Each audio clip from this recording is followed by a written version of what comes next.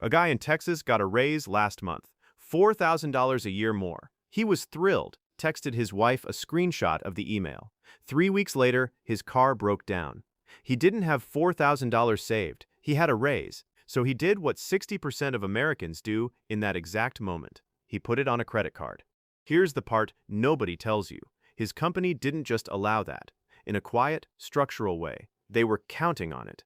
This isn't one guy having bad luck. Roughly 1 in 3 working Americans carry credit card debt that rolls over every single month. Not because they're irresponsible, because the entire system around their paycheck is built to keep them exactly one emergency away from broke. Your salary, your benefits package, even the timing of your raise. None of it is designed to make you wealthy. It's designed to keep you employed. This isn't a video about evil corporations twirling mustaches. It's about an incentive structure so quiet, most people work inside it for 30 years and never see it. I'm not saying your manager is sitting in a back room cackling about your car payment. He's probably stressed about his own mortgage. This isn't about villains. It's about incentives, and incentives don't need a villain to work. They just need you to not look too closely. If you've ever wondered why a raise never actually feels like more money, hit subscribe, because by the end of this, you'll understand your paycheck better than most HR departments do. That's not a compliment to HR. Reason 1. Debt makes you stay.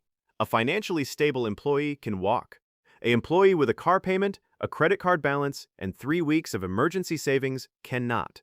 Companies don't write this down anywhere. They don't have to. The math does it for them. Reason 2, benefits are golden handcuffs. Health insurance tied to employment isn't just a perk, it's leverage. The moment you have a family depending on that coverage, your negotiating power quietly disappears. You're not just working for a paycheck anymore. You're working to keep the safety net from vanishing. Reason 3, raises are timed to feel like relief, not freedom. A 3% raise barely covers inflation. It feels like progress, so you don't ask why you're still living paycheck to paycheck. That feeling, relief without actual change, is the entire trick. You stay grateful. You stay quiet. You stay. The fix isn't quitting your job in a blaze of glory. It's building exactly one thing companies are betting you'll never have. 3 months of expenses sitting untouched, doing nothing, going nowhere. That fund isn't savings, it's leverage. Your boss doesn't want you broke because he's cruel. He wants you stable enough to function and stretched enough to stay. That's not a conspiracy. That's just how the math was built. The moment you stop needing it, you're the only one in the room who's actually free.